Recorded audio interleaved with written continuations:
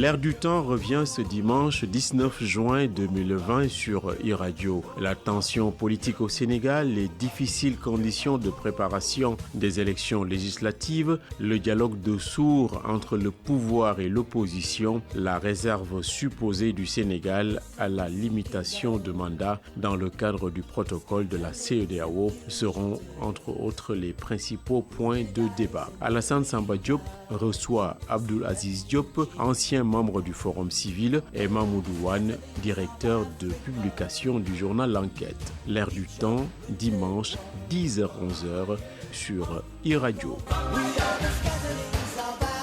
Dimanche 19 juin 2022, merci d'être à l'écoute de l'air du temps, que ce soit aujourd'hui. Abdoul Aziz Diop, qui est membre de la société civile et acteur de la société civile, membre du CUDUS, le cadre unitaire pour l'islam, c'est ça, au Sénégal, avec Mamoudou Wane, directeur de publication du journal L'Enquête. Merci, monsieur, d'avoir accepté notre invitation. Depuis vendredi, la marche de l'opposition est sur toutes les lèvres au Sénégal et à travers le monde. La manifestation a été interdite, les leaders bloqués chez eux. Aujourd'hui, quelle analyse peut-on faire de cette marche, Mamoudou Wane? Est-ce qu'on avait besoin de bloquer les leaders chez eux, malgré l'interdiction de la marche? Bonjour Alassane, merci de nous permettre de nous exprimer ici chez vous, et j'en profite pour vous féliciter pour le travail extraordinaire que vous faites, un travail professionnel et voilà, libre et très utile à la communauté. Pour répondre à votre question, je crois qu'Alassane, qu'on aurait pu ne même pas en arriver là, à mon avis, parce que je crois que sur les procédures de discussion, les protocoles de discussion et de concertation avaient été initiés en amont, peut-être qu'on ne serait pas là à organiser des manifestations, à installer un certain climat de rapport de force avec la police qui investit, comme vous l'avez dit tout à l'heure, les domiciles des leaders de l'opposition et toute la déferlante de passionnel, de passion aujourd'hui qu'on voit. Tout ça, je crois que c'est bien dommage parce que nous sommes quand même en République et je pense qu'à un moment donné, lorsque la tension atteint un certain paroxysme et que les crispations deviennent même dangereuses pour la société, je crois que la sagesse voudrait, en tout cas devrait inviter les acteurs à s'asseoir autour de la table, comme du reste, cela se faisait, cela s'est fait dans un passé pas très lointain, parce que nous savons tous que chaque fois qu'il y avait des manifestations à Dakar, chaque fois qu'il y avait de la tension à Dakar, sous Wade, quand Wade était dans l'opposition alors, et que Abdou Diouf était président de la République et que le Parti socialiste était au pouvoir, l'opposition et le pouvoir parvenaient toujours à trouver des créneaux, des voies pour, malgré la tension, pour se mettre autour de la table et discuter, trouver des solutions. Ces solutions pouvaient même aller très loin, pouvaient aller jusqu'à la constitution d'un gouvernement d'union nationale. On a vu ce qui s'est passé en 91 et immédiatement après même les élections législatives de 92, on a vu quand même qu'il y a eu des gouvernements, on reviendra peut-être sur tout cela, qui ont été créés. Mais c'est pour dire que il y a quand même de la place pour de l'intelligence, pour du dialogue, pour de la discussion, et que la stratégie, à mon avis, du tout musculaire, ce que j'appelle la stratégie du tout musculaire, révèle aujourd'hui ces limites qui sont des limites, à mon avis, objectives. Oui. Abdelaziz, hier, quand Abdoulaye Bachili présentait son livre Passion de liberté, pour la liberté, Passion de liberté qu'il a présenté hier, Abdoulaye Bachili est revenu un peu sur son itinéraire en expliquant aux gens comment le Sénégal est arrivé à là. Que quand Abdou Senghor était là, même le droit de réunion était interdit. C'est des luttes, de longues batailles qui ont permis au Sénégal aujourd'hui d'être la démocratie tant vantée. Il regrette un peu cette régression au niveau de la démocratie sénégalaise. Qu'aujourd'hui qu'une manifestation soit interdite. Oui, merci beaucoup Alassane. Je voudrais à mon tour vous saluer, vous remercier pour l'invitation, saluer Mamadou et tous vos auditeurs. Et cela, c'est un truisme de le dire que notre pays a connu quand même une régression démocratique après des avancées acquises à cause, en fait, par le biais de consensus très forts, comme l'a dit Mamadou, à travers le consensus, le code électoral, et beaucoup de consensus aujourd'hui qui sont en train vraiment d'être mis en cause par les acteurs politiques. Mais cela aussi invoque deux niveaux d'analyse. Le premier niveau aujourd'hui, il y a une mutation de cette classe politique, tant au niveau de l'opposition qu'au niveau du pouvoir. Et je pense qu'il devrait avoir l'intelligence du contexte. Par exemple, pour en revenir à cette marche interdite, la Constitution est claire à ce niveau. La liberté d'expression, la liberté d'opinion est garantie par la Constitution. Et chaque fois qu'on interdit des marches, on voit que c'est la bravade, c'est la défiance, c'est des affrontements inutiles. Je pense qu'il aurait été plus facile d'autoriser cette marche et de l'encadrer. Parce que les motivations qui ont été avancées de part et d'autre par l'autorité laissent à désirer en certains moments. Parce que quand l'autorité parle de troubles à l'ordre public, et au même moment, aujourd'hui, on déploie autant de forces de l'ordre quand même pour interdire ces manifestations, cela pose problème. L'autre niveau aussi, c'est les libertés individuelles qui ont été restreintes. Parce que certains leaders certains même parlent d'appel à la résistance, qui se traduit en une résidence même surveillée, même si c'est momentané. Donc cela pose un problème de responsabilité et de retenue de la part de ces acteurs politiques. Parce que Mamadou l'a dit tantôt, Abdoulaye Wade était un farouche résistant. Les Abdoulaye Bathily, cette classe comme Ahmad Dansokho, mais la nation est un peu nostalgique. Parce qu'ils avaient l'intelligence du contexte, mais ils savaient aussi prendre de la hauteur à certains moments de la vie. Mais aujourd'hui, ce qui se passe, au-delà du combat de principe, moi je suis d'accord sur des combats de principe pour les libertés démocratiques, pour le respect du droit. Mais ce combat de principe aussi, il y a une part aussi de problème de combat crypto-personnel. Il y a une part aussi d'égo surdimensionné.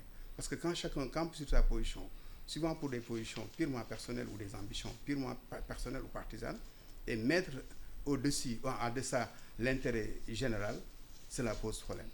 Et comme le disent les Ivoiriens, tout ça pour ça. On pouvait ne pas en arriver à ce point. Et ce qui est déplorable aussi, c'est que tous ils sont rattrapés par leur passé. En 2011, quand le président appelait les gens à résister, et aujourd'hui c'est lui qui est interdit. Ces mêmes opposants aussi, par exemple, je peux en citer deux, c'est en train de circuler, Ousmane Sonko, opposant le plus charismatique aujourd'hui au niveau de l'opposition, et l'autre Barthélémy, qui appelait les jeunes à rester chez eux, à ne pas être des chairs de canon. Et aujourd'hui, ces mêmes jeunes sont exposés. Donc c'est ça qui est déplorable dans tout ça. Le pauvre citoyen empathie, le peuple sénégalais empathie, et c'est un recul, pour répondre à votre question, c'est un recul démocratique. Et je pense qu'il est temps, moi je pense qu'on n'a pas encore atteint la lame de fond, mais il est encore temps de renouer le fil du dialogue, de renouer la confiance avec ces acteurs, mais pourvu qu'il y ait la sérénité, le respect de part et d'autre, mais le respect aussi de l'état de droit. Il a été beaucoup question hier lors de la cérémonie de dédicace d'Abdoulaye Bathily de régression du débat démocratique. Où maintenant ce n'est plus des débats d'idées, c'est des invectives, c'est des insultes. Les gens ne s'écoutent même plus.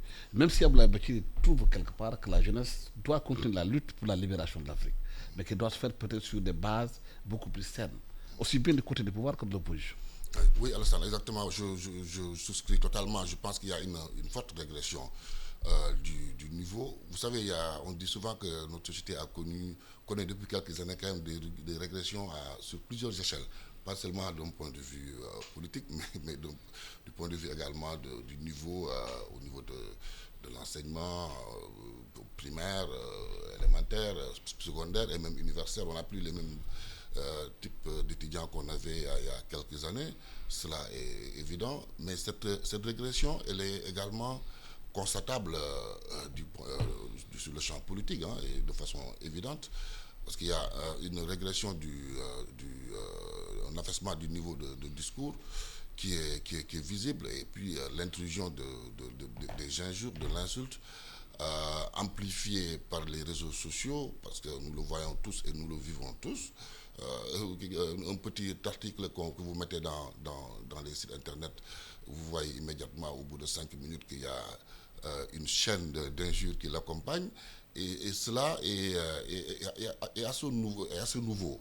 Donc je crois que la politique vit également cela, les acteurs politiques vivent cela. Qu'est-ce qui s'est passé entre l'ancienne génération et la nouvelle pour qu'on en arrive à cette situation constaté. Je ne sais pas, je ne pourrais pas développer parce que c'est extrêmement complexe. Sans doute qu'il y a eu plusieurs causes à la fois, mais ce qui est clair, c'est que nous constatons cela et ça c'est réellement dommage. Vous savez, que je disais tout à l'heure que le niveau, par exemple, qu'on avait dans les années 90 et même jusqu'en 2000 dans les premières années même de 2000, nous tous nous étions là.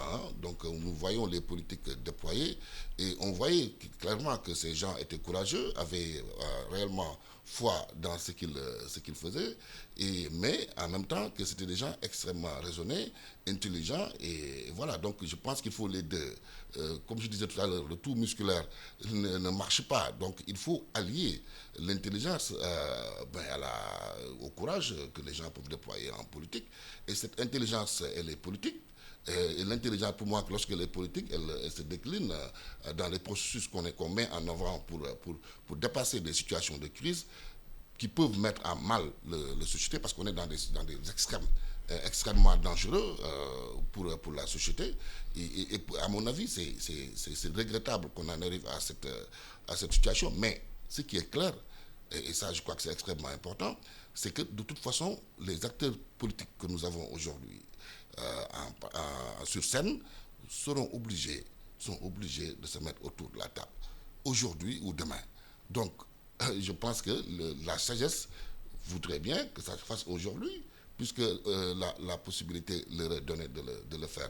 Maintenant puisque les gens se sont tapés dessus, etc., je crois que la sagesse voudrait qu'aujourd'hui même qu'ils le fassent. Parce qu'ils ne le font pas aujourd'hui, ils le feront demain.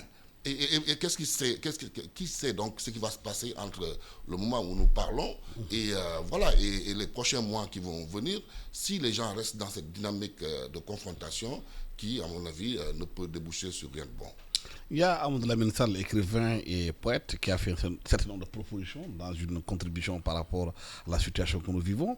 Il disait que la première proposition, sur toutes les manifestations sont autorisées sur l'étendue du territoire national selon les règles qui suivent. Le préfet prend obligatoirement acte des demandes d'autorisation préalables déposées auprès de lui. Elles ne peuvent faire l'objet de rejet. Aucune marche ou manifestation de toute nature ne peut se tenir en dehors du dimanche. Aucun autre jour de la semaine ne peut être concerné. Toutes les marches et manifestations sont encadrées. Une zone limitative déterminée d'accord parti avec le préfet exclura les périmètres du palais présidentiel par mesure de sécurité nationale. Les requêtes déposées auprès du préfet doivent proposer et fixer la date, l'heure du dimanche choisie pour la marche ou la manifestation sollicitée. La marche ou la manifestation doit s'achever et se disperser au plus tard à 19h, entre autres propositions qu'il a faites. Est-ce que c'est des choses qui peuvent aider à faire dépasser aujourd'hui la situation dans laquelle nous sommes, Abdelaziz? Je pense que c'est une proposition quand même assez pertinente, mais aussi dans le fond, ça peut aussi aller vers une restriction des libertés, parce que quand on parle de confiner les gens à une marche pour le dimanche, limiter un peu dans le temps, parce que aussi l'autorité, quoi qu'on puisse dire, souvent il faut aussi qu'on laisse le soin aux autorités d'avoir ce pouvoir d'appréciation. Quelle que soit la pertinence, quelle que soit la constitution qui dit que les marches, les libertés doivent être garanties, mais l'autorité aussi a un pouvoir d'appréciation selon les contextes bien déterminés. Et on ne peut pas dire que toutes les marches seront autorisées, parce que si c'est des menaces à l'ordre public, là, cela risque de poser problème. Et ce qui s'est avéré, bien sûr. Mais le second élément, moi, Alassane, je pense qu'au-delà de tout, les textes ont tout réglé. Mais au-delà des textes, il y a le consensus, comme on dit. Parce que tout ce qui nous mène à cette situation aujourd'hui, parce que le processus préélectoral est biaisé.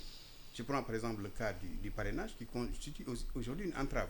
Moi, je disais même aux acteurs politiques, pourquoi ne pas utiliser les voies juridiques, comme l'a fait, et là nous saluons cette démarche très responsable de Maître Abdoulaye Tine, qui a déposé un recours au niveau de la Cour suprême. Par rapport au protocole additionnel de la CEDEAO, la Cour suprême va se prononcer le 23 juin. Et si la Cour suprême se prononce en faveur de cette disposition communautaire, cela veut dire que tout ce processus sera remis à table et ça permettrait d'avoir un processus d'abord plus inclusif, mais un dialogue plus ouvert sur toutes ces étapes. Maintenant, la grande question, c'est quoi? Les coalitions aujourd'hui, parce qu'au-delà de Benno et de Yewwi Askan Wi, il y a d'autres coalitions, Aar Sénégal, d'autres coalitions, et qui sont toutes d'égale dignité, bien sûr. Mais pourquoi cristalliser cette confrontation entre deux coalition seulement. Et le pouvoir aujourd'hui, qui a le monopole de la violence légale ou légitime, moi je pense qu'il appartient au pouvoir de faire respecter la Constitution, les textes en vigueur. Parce que c'est clair, les marches sont bien encadrées, les libertés sont bien encadrées, la Constitution est claire à ce niveau. Mais chaque fois qu'il y a problème, comme je l'ai dit tantôt à l'entame de mon propos, c'est parce que le droit n'a pas été respecté souvent ou biaisé selon l'un ou l'autre camp. Donc cela pose problème. Est-ce qu'au fond la question, c'est pas qu'il y a une rupture de confiance entre les acteurs? C'est cette rupture de confiance qui amène cette situation de crispation. Et en toile de fond des législatives, c'est l'enjeu du troisième mandat qui est en toile de fond.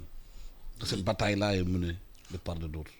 Oui, en tout cas, moi je constate qu'il y a une nouvelle génération qui essaie de s'imposer. On ne peut pas lui reprocher parce que lorsque vous faites de la politique et que vous avez comme aspiration de gérer l'État du Sénégal, de gérer le pays, de conquérir de façon démocratique le pouvoir, vous pouvez déployer votre savoir-faire, etc. Mais, comme je disais tout à l'heure, dans les limites de la loi et dans les limites des règles qui régissent le fonctionnement de la société. Je pense qu'il y a une certaine également élégance, une certaine courtoisie à avoir, parce que il ne faut jamais oublier que lorsqu'on est en bataille, on met en scène ces éléments, on met en marche tout ce qu'on a comme force pour conquérir le pouvoir.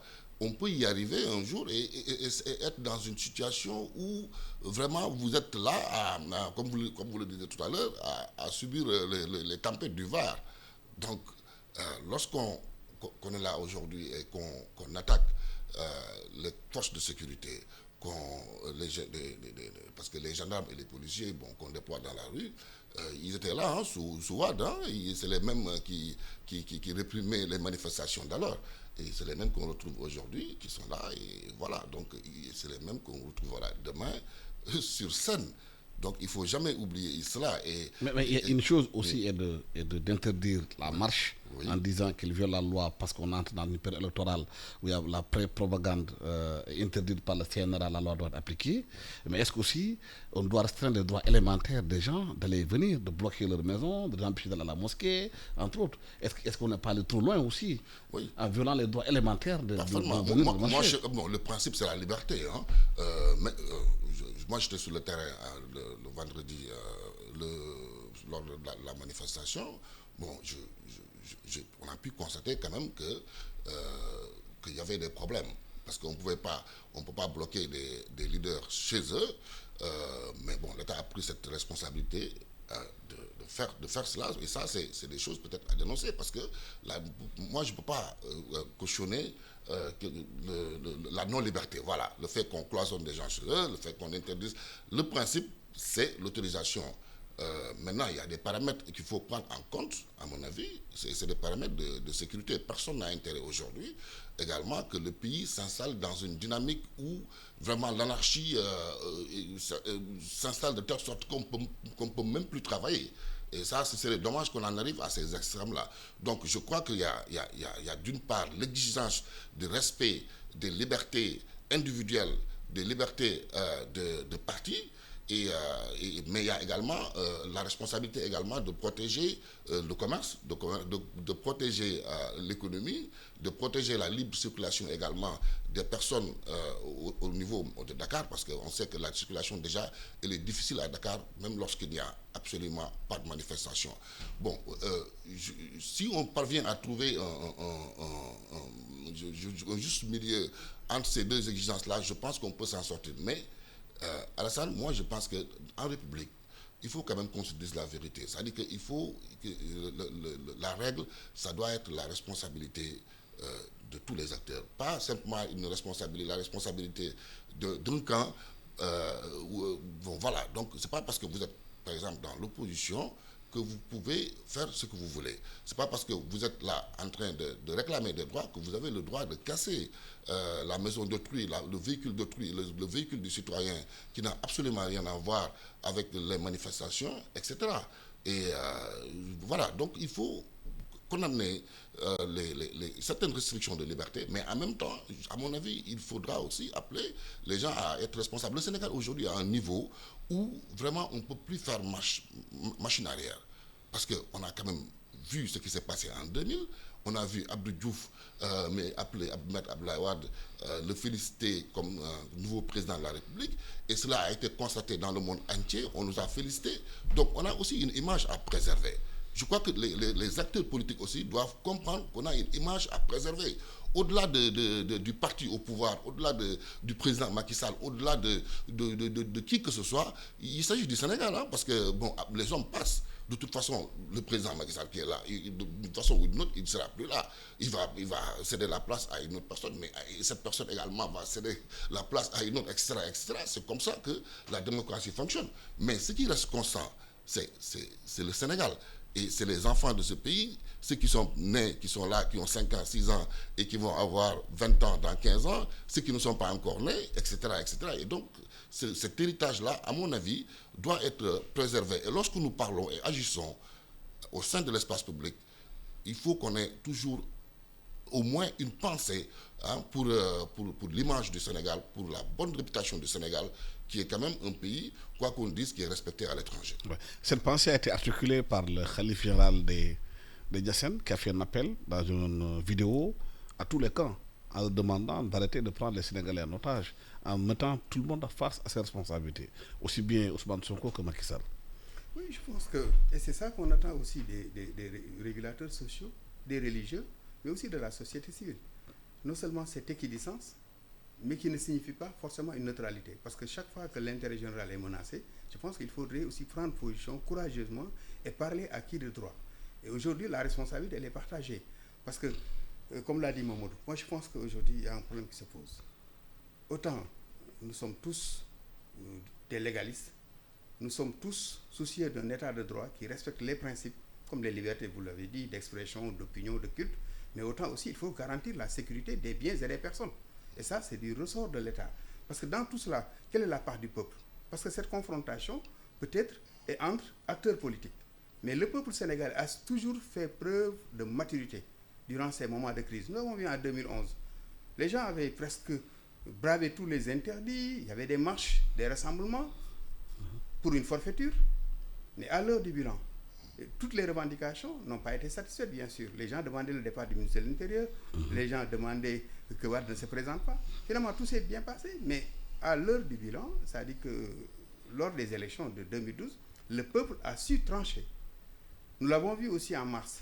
En mars, c'était le langage de la rue pour une affaire de mœurs qui a dégénéré, mais lors des locales, le peuple sénégalais a su faire preuve de maturité démocratique. Mais ce qui est complexe dans tout cela, c'est qu'aujourd'hui, les religieux aussi, ils ont un très grand rôle à jouer dans ce pays. Je salue, c'est pourquoi moi je fais partie du cadre unitaire, je salue le travail déjà qui a été fait depuis en amont, parce que le cadre unitaire agit sous l'autorité non seulement des khalifes généraux, sur l'autorité aussi des autorités religieuses comme les imams, même l'église. Le khalife de Niassène, il a fait un appel, et c'est ça son devoir, mais pourvu qu'il soit entendu. Parce que ce qui se passe réellement, Alassane, c'est que de part et d'autre, ils sont mus par des ambitions personnelles. Ça, c'est clair. Le troisième mandat, c'est une autre étape. On n'en est pas encore arrivé à ce point. Mais 2024, attendons. 2024. Ce qui se passe aujourd'hui, c'est législative en vue. C'est un premier tour pour les élections de 2024. Parce qu'en mars 2021, quand le pays allait s'embraser, qui sont intervenus? C'est les religieux qui ont su calmer les ardeurs des uns et des autres, mais qui ont pu ramener la stabilité. Mais c'était juste une accalmie. Aujourd'hui, nous en sommes à 2022. Les locales sont derrière nous. C'est 2024 qui est en vue. Mais ces religieux aussi, c'est là où on attend le rôle de régulation sociale de ces religieux, mais le rôle aussi du peuple sénégalais, si je puis dire ainsi.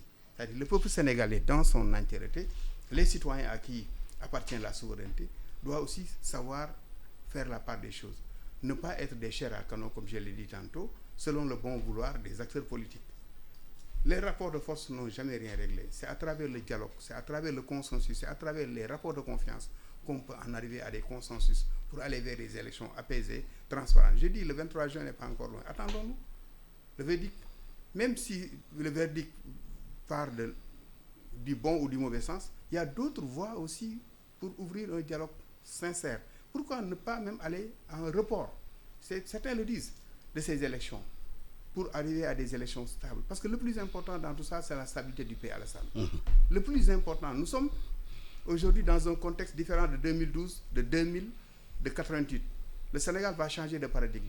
À partir de 2024, nous serons un pays producteur de pétrole et de gaz, avec beaucoup d'enjeux géopolitiques, géostratégiques, sécuritaires, socio-économiques.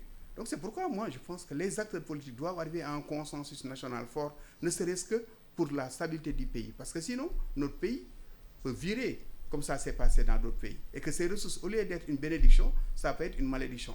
C'est pourquoi moi là, j'ai des problèmes.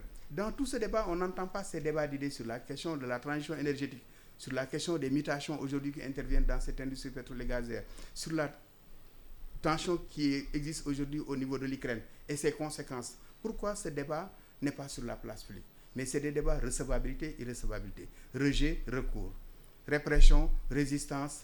Donc, et ça concerne qui? Qu'une classe politique qui constitue une infime minorité des Sénégalais. Je pense que le débat aujourd'hui devrait être autour de ces questions de développement, mais autour aussi de la stabilité de notre pays, qui a été connu comme un pays modèle, une exception sénégalaise, jamais de coup d'État, 2 alternances démocratiques, un pays sans guerre civile à une grande dimension, à part ce qui s'est passé en Casamance. Donc, je pense que c'est un legs à préserver. Et ça, c'est des acquis. Oui, depuis Senghor, depuis Abdou Diouf, sous Wade, avec Macky. Donc, je pense qu'ils ont tous intérêt à préserver ce legs pour un Sénégal uni, stable et prospère. Mais ce qu'il dit est exactement vrai, parce que ce qu'il dit est exactement vrai. C'est-à-dire que lorsque nous prenons par exemple tous les gouvernements d'union qu'il y a eu au Sénégal, mais c'était motivé par des situations sociales, mais surtout économiques assez compliquées. On se rappelle bien de ce qui s'est passé à la veille de la dévaluation du franc CFA. Et les acteurs politiques, quand même, ont été assez responsables pour comprendre que les enjeux sont vitaux. Et les gens se sont mis autour de la table, ils ont discuté, ils ont trouvé des solutions et ils sont passés à autre chose. Vous savez, M. Abdoulaye Wade, par exemple, on lui reproche d'avoir été incendiaire. Tu sais, ce qu'il y a de nouveau aujourd'hui, ce n'est pas le fait que, justement, on parlait tout à l'heure du discours qui se rédit et tout, qui change de forme et qui devient dur. Mais ça, c'est pas nouveau. Parce que sous Wade aussi, nous tous nous le savons, M. Abdoulaye Wade pouvait se réveiller et demander et dire aux jeunes, à l'époque on parlait de jeunesse malsaine d'ailleurs, on va aller au palais pour déloger Abdou Diouf. Mais oui, mais ce qu'il y a de nouveau, c'est que à l'époque, Abdoulaye Wade pouvait crier sur tous les toits qu'il faut déloger le président, mais le soir, prendre son téléphone et appeler Diouf, ou Diouf l'appelait et après... Sauf quand c'est le moment entre Abdoulaye et Abdou Diouf, quelle que soit la situation, la crispation, il y avait comme un fil de dialogue qui était tenu, les gens disent, même s'ils parlaient en coulisses, même si après il y avait des émissaires qui jouaient les négociateurs. Oui. Mais on n'a pas l'impression que cette fois-ci, qu'on a des gens qui jouent ce rôle-là, en sourdine. Mais voilà. C'est ça le nœud pour moi de l'irresponsabilité. Il a parlé tout à l'heure de stabilité et de situations particulières liées aux ressources que nous avons aujourd'hui, de la géopolitique, et même de la sous-région, hein, parce qu'il ne faut pas oublier que nous sommes entourés par... voilà, quoi, on connaît la situation au Mali, hein, elle est complexe, hein, on n'a pas le temps d'en parler ici, on connaît la situation en Guinée, on sait ce qui s'est passé là-bas, c'est des pays... La Guinée et le Sénégal, Alassane, vous le savez très bien, c'est pratiquement les mêmes peuples. Bon. Voilà, vous allez en Guinée, vous parlez les mêmes langues, c'est des gens c'est les mêmes populations, et donc c'est les mêmes réalités culturelles. Bon, on n'a pas la même histoire politique, c'est vrai, quoi, mais il faut bien quand on regarde au niveau de la sous-région, on regarde ce qui se passe au niveau mondial, avec le monde qui change à une vitesse très rapide. Aujourd'hui, l'Europe est confrontée à de nombreux problèmes liés à la guerre en Ukraine, et aujourd'hui, comment devons-nous nous positionner concrètement dans une situation aussi complexe que celle-là? Je pense que l'urgence et la responsabilité voudraient que les différents acteurs se mettent autour de la table, parce qu'à ce niveau-là, le peuple même est beaucoup plus mature que les acteurs politiques. Hein, parce que moi, je ne peux pas comprendre que le paradigme soit juste le paradigme de la haine contre le mépris, quoi. C'est-à-dire que je te déteste, bon, je te méprise. Mais ça ne peut pas continuer. À un moment donné, il faut que chacun mette un peu de l'eau dans son vin, et puis bon, voilà, et que les acteurs prennent leurs responsabilités en main. Et même, si on se souvient bien, il y a eu cette rupture du dialogue politique. On a constaté de 2012 à 2019, parce qu'il n'y avait pas d'opposition de 2012 à 2009. Il y avait des opposants, mais l'opposition, c'était la demande sociale. Donc le président déroulait son agenda comme il le voulait. Il n'y a pas eu ces résistances. Et comme le disent les experts en sciences politiques, souvent, ils disent que tous les régimes, le délai de grâce souvent s'effrite à partir de 8 ans. Bon, là, on peut peut-être invoquer un peu l'histoire, en 68 avec Senghor, en 88 sous Diouf, en 2008 aussi avec Wade, les assises nationales, qui a mené après vers le 23 juin. Mais Macky a connu un délai de grâce assez long quand même. Mais le Covid, quand il est venu, c'était une difficulté mondiale. Mais pourquoi tous ces acteurs se sont retrouvés autour de l'essentiel, que ce soit Sonko, Khalifa, même les plus radicaux, parce que c'était le destin de la nation qui était en jeu. Mais je pense qu'aujourd'hui aussi, il urge que ces acteurs politiques fassent preuve de plus de patriotisme. Quand je dis patriotisme, parce que nous sommes menacés, nous sortons d'une ère post-Covid. Il y a la guerre en Ukraine, il y a d'autres facteurs exogènes. Nous allons vers l'exploitation des hydrocarbures. Mais justement, je voudrais sur cette question bien précise. Est-ce que la crispation et les conflits crypto-personnels, en toile de fond, il n'y a pas cette affaire de ressources gaz, ressources naturelles qui fait que, voilà, il y a des ambitions qui sont beaucoup plus exacerbées. Mais absolument, ça c'est clair, parce que l'ambition pour 2024, moi je le dis souvent, même souvent en caricaturant, je dis le prochain président du Sénégal en 2024 sera le président de la République, mais le président aussi des hydrocarbures, parce que notre pays va changer de paradigme. Pourquoi aujourd'hui toutes les attentes sont cristallisées par ces ressources naturelles? Parce que cette élection de 2024 est une élection à enjeu. Mais n'oublions pas aussi, il y a un troisième acteur aujourd'hui qui est déterminant. Ces multinationales qui ont investi des milliards dans ces ressources. Mais vous pensez que c'est le seul citoyen sénégalais qui va décider de l'avenir de ce pays? Ils vont sécuriser aussi leur pays. Et ce qui s'est passé ailleurs, suivez mon regard, ce qui s'est passé ailleurs peut se passer dans notre pays. Mais pourvu que cette classe politique ait cette fibre patriotique, le sens de la tenue et de la retenue, en tout, et que le dialogue soit renoué. Moi, je pense qu'il y a des problèmes crypto-personnels. Parce que, rappelons-nous bien, Macky Sall qui a été victime sous le régime de Wade, en 2009, il y a eu Benno Siggil Sénégal. Macky, on ne pensait pas qu'il allait être président en 2012. On pensait que c'était Tanor et Niasse. Mais avec un problème d'ego, Macky est venu. Mais ce même problème risque de se reproduire, c'est le même schéma. Parce qu'aujourd'hui, qu'on le veuille ou non, Khalifa Sall et Ousmane Sonko sont les deux figures charismatiques de l'opposition sénégalaise. Khalifa n'est pas candidat ni au local, ni au législatif. Mais en 2024, c'est une hypothèse. Khalifa peut être candidat, comme Ousmane Sonko. Et en ce moment aussi, ce même problème risque de se poser. Et un troisième ballon même peut surgir. On ne sait. Alors qu'au Sénégal, nous n'avons plus besoin d'alternance. Nous avons connu des alternances démocratiques, mais cela n'a rien changé. Nous sommes toujours un pays pauvre, très endetté. La malgouvernance, la corruption, le sous-développement, il est là. Nous avons besoin d'une alternative. Mais cette alternative crédible, qui va la porter? Je pense qu'aujourd'hui, la réflexion doit être à ce niveau. Comment sortir notre pays de ce sous-développement chronique de 1960 à 2022 et que ces ressources puissent être une bénédiction qui puisse nous mener vers l'émergence et vers le développement durable. Et cela ne peut se faire que par des acteurs d'abord très engagés, très patriotes, très compétents, mais aussi qui ont une certaine éthique individuelle de conviction et éthique collective de responsabilité. Et je pense que donc à ce niveau, moi c'est pourquoi je dis, le débat sur l'espace public, c'est l'embouteillage du discours politico-politicien. Les questions de développement ne se posent pas. Ces acteurs politiques, par exemple, aujourd'hui nous sommes avec le GTA, avec la Mauritanie, l'exploitation en 2023. Mais le plus grand projet de gaz, c'est Teranga Yakar, aujourd'hui avec Kayar. Mais la décision finale d'investissement n'est pas encore prise pour la simple raison qu'il y a des mutations dans l'industrie pétrolière et gazière. Maintenant, c'est les énergies à bas carbone, c'est l'énergie électrique.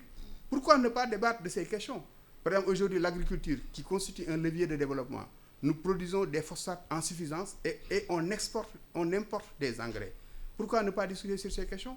Les questions de transformation, la question du contenu local aujourd'hui, qui est une loi avec un déficit d'appropriation. Et ce sont des questions qui peuvent nous sortir de l'ornière. La question de l'industrialisation. La question de l'industrialisation. Donc autant de questions, mais sur l'espace public, aussi bien du côté du pouvoir que de l'opposition, on n'entend que ces questions de liste recevables et qui sont limitées dans le temps. Parce qu'on ne peut pas ne pas vivre de campagne électorale permanente. Il faut qu'on dépasse ce stade de ces élections législatives et d'ici 2024, qu'on mette le pays sur le travail. En 2024 maintenant, le peuple souverain, comme il l'a toujours fait, fera preuve de maturité, de dépassement pour arbitrer. Les questions économiques sont très importantes, mais ça n'empêche pas que les questions politiques occupent encore l'espace politique sénégalais, du peu de la formation des acteurs. Le troisième mandat, la limitation, on en parle. Il semblerait qu'au niveau de la CEDEAO, selon Cheikh Tidiane Dièye, qui a donné l'information, que le Sénégal s'est abstenu de voter la limitation des mandats. Oui. Quelle analyse peut-on en faire? Oui, juste sur l'infantilisation un peu du débat politique, parce que ce qu'il dit est extrêmement important, parce que on a l'impression de répéter souvent les mêmes, que l'histoire se répète au Sénégal. Les mêmes choses. Et les Sénégalais, nous le savons, nous le disons régulièrement, sont très forts pour dégager. Hein. Ils sont pour le dégagisme. Lorsqu'il y a quelques leaders politiques de fatigue, voilà, il faut qu'ils partent, il faut qu'ils partent. Alors, mais on n'est pas fort pour élire.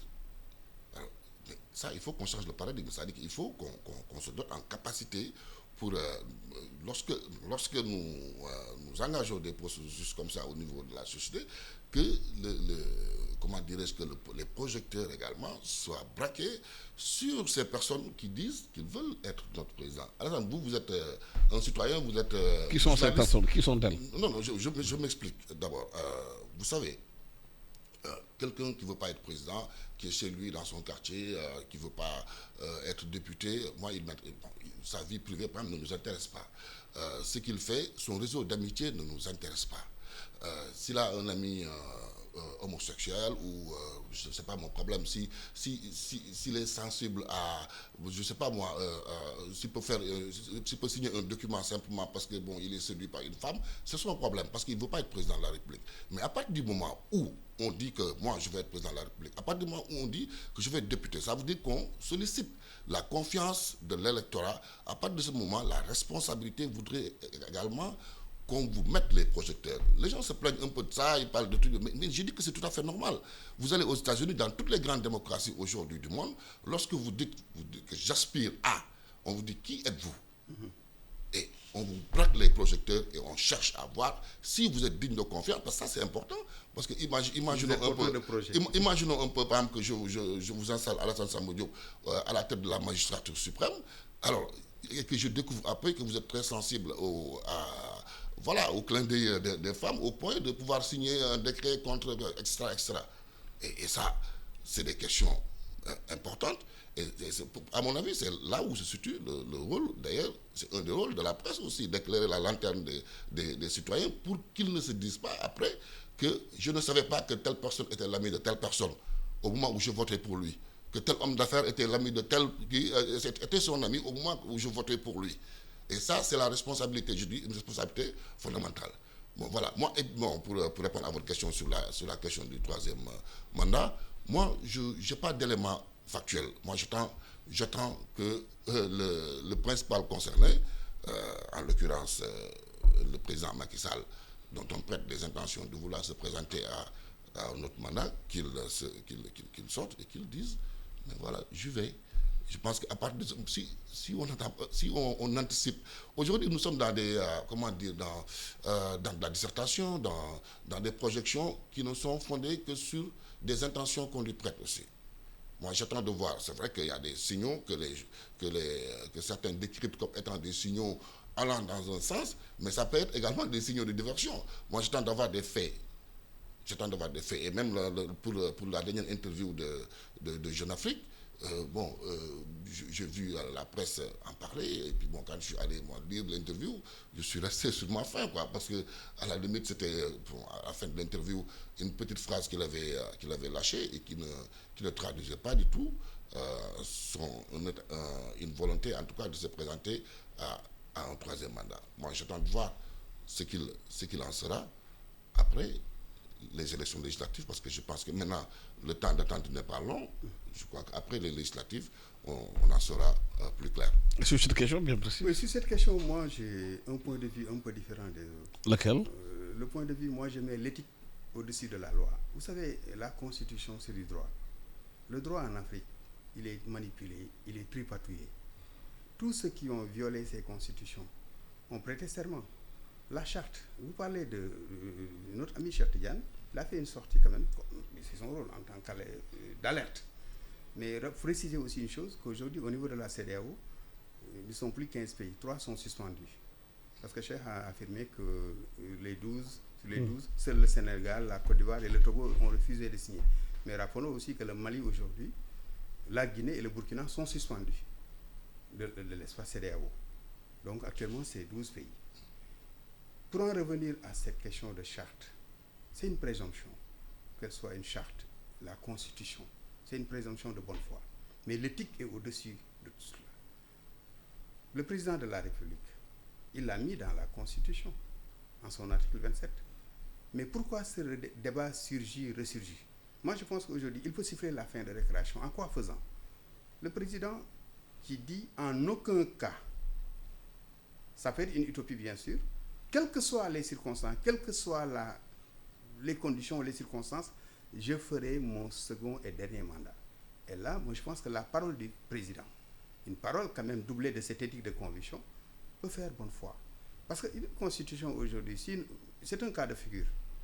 Nous allons en 2024, le Conseil constitutionnel qui est saisi, le Conseil constitutionnel qui se prononce favorablement pour le 3e mandat, avec des raisons. Parce qu'aujourd'hui, ce qui se passe avec les législatives, on a vu le Conseil constitutionnel, quand c'est dans l'un ou l'autre camp, c'est favorable pour le camp du pouvoir comme de l'opposition, les gens ne disent rien. Mais quand c'est défavorable, les gens rient sur les brancards. Mais en 2011, le Conseil constitutionnel s'était prononcé pour la 3e candidature de Wade. Mais qu'est-ce qui s'est passé? Rien ne s'est passé. Les élections se sont passées. Les citoyens ont arbitré, comme j'ai dit, ont repris leur souveraineté pour dégager l'ancien président Wade de manière démocratique.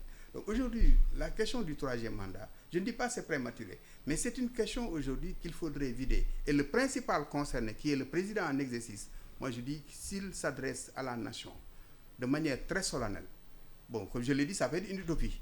Parce que toujours à l'intelligence du contexte, les choses peuvent changer. Il y a d'autres éléments aujourd'hui qui vont entrer en jeu en 2024. Mais s'il disait que quelle que soit la situation, en aucun cas, et là c'est fermé, quelqu'un même disait en Afrique, même si le président le dit, même s'il est mort, ressuscité, il peut faire autre chose. Mais je pense que la question du 3e mandat est une question aujourd'hui qui pose problème sur l'espace public. Et c'est une question à enjeu. Parce que tous ces locales, comme je l'ai dit, et ces législatives, c'est des préliminaires pour ce 3e mandat. Mais là, vous pensez qu'après les législatives, on y verra plus clair? Les intentions seront plus claires, plus clarifiées par rapport aux actes qui seront posés? Parce que tout dépend. Vous savez, c'est un calcul. Moi, en 2019, dans une radio ou télé de la place, je l'avais dit, je disais que les élections locales se tiendront probablement en 2022. Elles pourront même être couplées avec les législatives pour servir de baromètre. Parce que quand on a le pouvoir exécutif central, on voit comment contrôler ce pouvoir décentralisé avec les collectivités territoriales aujourd'hui, plus de 600. On contrôle l'Assemblée, ça peut être un boulevard par rapport à l'avenir pour cet éventuel 3e mandat ou autre. Mais aujourd'hui, les cartes ont été redistribuées à travers ces locales. On voit que presque Yéli est revenu en force. Donc c'est une nouvelle composante. Parce que de 2012 à 2019, comme je l'ai dit, le président a gagné avec une large majorité, qu'elles soient les locales ou les législatives. Mais en 2019, déjà, il y a eu ballottage. Avec, je ne dis pas ballottage, mais les candidats vaincus n'ont pas félicité le vainqueur pour la première fois parce qu'ils ne reconnaissaient pas sa légitimité, même si c'est le président élu. Mais avec le Covid, ils se sont retrouvés. Mais aujourd'hui, avec ces rapports de force, ils commencent à changer de camp. Les locales, c'est un exemple patent. Maintenant, les législatives pourront déterminer l'avenir de cette nation. C'est pourquoi je dis, le plus important, Alassane, c'est qu'il y ait un processus préélectoral, inclusif, démocratique, clair et fiable, pour éviter les contentieux post-électoraux. Parce que si ce n'est pas vidé, on risque d'aller après les législatives, jusqu'en 2024, le pays ne va pas se mettre au travail. Ce sera une campagne électorale permanente et comme je l'ai dit, avec cet enjeu d'exploitation des hydrocarbures, notre pays peut basculer dans le mauvais sens. Et personne n'y gagnera. Et les législatives peuvent préfigurer d'une éventualité de pouvoir les choses plus claires par rapport au 3e mandat tant annoncé? Oui, de toute façon, la politique, c'est également des rapports de force sur le terrain. Et parmi les éléments constitutifs des rapports de force, il y a également le poids qu'on pèse de façon d'un point de vue électoral. Mais je crois qu'Alassane, il faut comprendre aussi que d'un côté comme de l'autre, les acteurs manipulent, parce que à partir du moment où je peux avoir un intérêt également à dire que telle personne a telle volonté et que ça impacte sur les résultats même d'élections, parce que si vous dites que, par exemple, que le président Macky Sall veut un 3e mandat, donc sanctionnez-le dès maintenant pour mettre une croix définitivement sur ce projet-là, bon, ça peut orienter certains électeurs dans ce sens-là. Et la manipulation, comme on le disait tout à l'heure, de toute façon, elle est du côté du pouvoir comme du côté de l'opposition, parce que les gens pensent qu'il n'y a que le pouvoir qui manipule. C'est totalement faux. Moi, j'ai vu, même pendant les élections locales dernièrement, des politiques faire des sorties, dire que on est en train de transporter des électeurs de la Guinée-Bissau, M. Sonko, en l'occurrence, de la Guinée-Bissau vers Ziguinchor, et aussitôt après, lorsqu'il y a eu des résultats positifs, on a oublié cette déclaration. On l'a rangée dans les tiroirs, dans les oubliettes. Et c'est pourquoi moi je fais attention. Moi, je n'apprécie pas simplement en fonction de la clameur, en fonction de ce que tout le monde dit. Mais je sais qu'il y a des dynamiques politiques. Il y a une volonté qui est sans doute mise en branle, peut-être pour empêcher certaines personnes, d'arriver au pouvoir. Maintenant, je pense que cela doit être encadré dans les limites, parce que la politique aussi, elle a ses règles.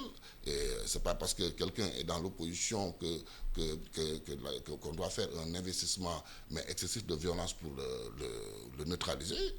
C'est normal que les partis cherchent à se neutraliser mutuellement parce qu'ils veulent la même chose. Mais il y a des règles à respecter aussi, quoi. Et moi, je pense qu'il y a des limites à ne pas franchir. Et ces limites, comme on dit tout à l'heure, c'est des limites qui s'imposent aussi bien au camp des gens qui sont au pouvoir qu'au camp des gens qui sont dans l'opposition. Ça, il faut le dire clairement aussi. Parce qu'on a comme l'impression que les gens pensent que les limites, c'est uniquement fait pour des gens qui exercent le pouvoir.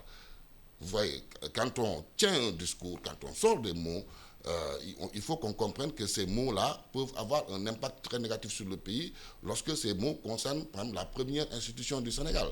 Parce que le président de la République, c'est pas, vous pouvez l'insulter, mais c'est une donnée immatérielle. De toute façon, après, vous pouvez être président de la République, quoi. C'est le président de la République, il incarne la volonté populaire, pour m'exprimer très clairement. Donc, je crois que la responsabilité aussi voudrait qu'on recentre le débat à ce niveau, tout en sachant quand même que le peuple sénégalais, c'est un peuple qui est extrêmement mûr. Et contrairement à ce que les gens pensent, parce que de toute façon, il l'a démontré pendant toutes ces années-là, contrairement à ce que les gens pensent, il n'est pas aussi facile à manipuler qu'on le croit. Oui, mais aussi ceux qui dirigent le pays doivent faire preuve d'exemplarité. Absolument. En toutes circonstances. Parce que si on parle d'insultes aussi, si le président reçoit aussi l'un des plus grands insulteurs peut-être des réseaux sociaux aussi, c'est un problème que ça pose aux Sénégalais. Non, affirmatif. Le problème, Alassane, de nos dirigeants, c'est souvent ce déficit d'exemplarité. Quand je dis dirigeants au sens pluriel, opposition comme pouvoir. Parce que quand on n'est pas leader pour rien du tout. Je prends le cas de Feu Ousmane Tanor Dieng. Moi, je le cite toujours en exemple parce qu'il avait le sens de la tenue et de la retenue dans toutes les circonstances. Parce que c'était un grand républicain, un grand commis de l'État. Mais ce qu'on a connu dans ce pays aussi, on ne peut pas l'occulter. Sous Senghor et sous Abdou Diouf, on avait vraiment de grands commis de l'État qui étaient venus pour servir plus. Tanor était d'hommes d'État. Voilà, des hommes d'État. Maintenant, à partir de 2000, on a vu que c'est sous Wade que vraiment il y a ce changement de paradigme. Plus de politiciens, des gens sortis du néant, qui seuls par le biais de la politique ont pu accéder à des instances de pouvoir et de prédation. Et ça, c'est une donne aussi qu'il faudrait prendre en compte. Mais cela ne peut pas les dédouaner. Je prends par exemple le cas d'Alioune Sarr, de l'AFP. On ne l'a jamais vu sur l'espace public. Moi, je ne le connais pas personnellement. Mais sortir des insanités. Parce que c'est surtout ce débat d'idées. Par exemple, comme vous l'avez dit, le président qui reçoit des contre-modèles, des insulteurs, cela vraiment pose d'abord un problème de confiance, une rupture de confiance du moins, entre les gouvernants et les citoyens. Parce qu'aujourd'hui, c'est là où nous en sommes. Au-delà des acteurs politiques, il y a une rupture de confiance entre ces acteurs politiques. Ils peuvent se retrouver dans le cadre d'un dialogue, avec des médiateurs bien sûr. Mais il y a une rupture de confiance entre les citoyens et les gouvernants par rapport aux préoccupations des Sénégalais. La demande sociale, comme vous l'avez dit tantôt, cette éthique, ces valeurs aujourd'hui qu'il faut restaurer. Parce que ces jeunes aujourd'hui qui sont désemparés, c'est une nouvelle donne. Ces jeunes ne se soucient plus de la France. Quand on voit France dégage, c'est des jeunes aujourd'hui qui sont mis par des logiques de survie. C'est des jeunes qui sortent dans les rues, c'est des logiques de survie. C'est pourquoi moi j'en appelle Alassane, et je pense que l'émission peut-être va se terminer un peu, au sens de la responsabilité de ces acteurs politiques. Les religieux aujourd'hui au Sénégal, ils ont toujours joué un rôle de catalyseur, de médiateur. On a vu en 88, en 93, Mamadou l'a dit, lors de l'état d'urgence, c'est la dévaluation avec Mme Abdou. On a vu en 2011, on l'a vu récemment en 2021 avec Serigne Mountakha, Thierry Babacar Sy Mansour, Thierno Madani et les autres leaders. Donc ils continueront à jouer leur rôle parce qu'ils ont la légitimité. Même si l'État est laïque, la laïcité à la sénégalaise n'est pas celle française. Il faut la tropicaliser. Mais je pense qu'il faudrait donner aussi du crédit. Écoutez ces leaders religieux qui ne sont là que pour des intérêts purement supérieurs de la nation. Ils n'ont pas un agenda temporel. Ils n'ont pas de mandat temporel. Ils ne sont ni mis par 2024, 2022 ou 2012. Je pense que ces leaders religieux, à travers le CUDIS, c'est là pour que peut-être je vais terminer. L'appel du CUDIS, c'est un rappel qui émane de ces leaders. Mais pourvu qu'ils soient entendus. Ces leaders religieux ne peuvent pas s'adresser à cette jeunesse. Cette jeunesse aujourd'hui qui n'obéit qu'à ces leaders. Par exemple, Serigne Mountakha, Serigne Babacar, comme tant de leaders, peuvent s'adresser au président de la République directement, peuvent s'adresser à Ousmane Sonko. Mais c'est à charge pour eux de s'adresser à cette jeunesse dans un langage d'abord de tempérance, pour apaiser d'abord le climat social, mais pour éviter que le pays brûle. Regardez ce qui s'est passé vendredi. De pauvres citoyens ont perdu leurs biens. De pauvres jeunes sont décédés. Où sont les 14 morts du mois de mars 2021? Où sont les jeunes aujourd'hui de 2011? Et ces différents acteurs politiques sont dans leur zone de confort avec leur famille. Et ils utilisent ces jeunes à chair de canon. C'est là vraiment... Il y a eu des morts. Il y a eu des morts. Là, il y a eu des morts. 3 morts, il y a eu 3 morts, oui. Bien sûr. Et c'est dommage. C'est là vraiment où nous déplorons. Il faut justement, c'est ça la responsabilité, parce que de toute façon, un mort même, c'est beaucoup. C'est très grave. Voilà. Donc, lorsqu'on peut éviter un mort sur des scènes de manifestation, je crois que la responsabilité voudrait aussi qu'on fasse tout pour qu'il n'y ait pas de mort, quoi. Bon, maintenant, on a eu 3 morts, on a eu 14 la dernière fois. Et bon, il faut éviter qu'on en arrive à des situations telles que, bon, on sera là à compter les morts par dizaines ou même plus, quoi. Et ça, c'est des hypothèses qui sont parfaitement possibles, hein, parce qu'on a l'impression que chaque fois que les choses se passent ailleurs, ça ne se passe pas chez nous. Mais si nous ne développons pas des schémas de responsabilité et de rigueur dans la gestion de nos affaires, comme on a dit tout à l'heure, il peut arriver que la situation nous échappe et qu'on s'installe totalement dans une situation d'anarchie et dans la durée. Et qui se considèrent comme des adversaires politiques, pas une animosité politique. Ouais. Parce qu'avant tout, c'est le Sénégal qui compte.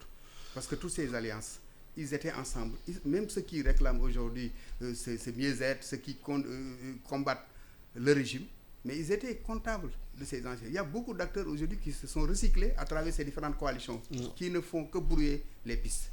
Voilà, le temps que nous avons pas terminé. Merci infiniment à Abdoul Aziz Diop, membre de CUDIS, le comité, le cadre unitaire pour l'islam du Sénégal, acteur de la société civile, Mamoudou Wane, directeur général de l'enquête. Au micro, Alassane Samba Diop, à la technique, Birane Cissé. Bon dimanche à tous. Merci. Vous écoutez e-Radio 90.3.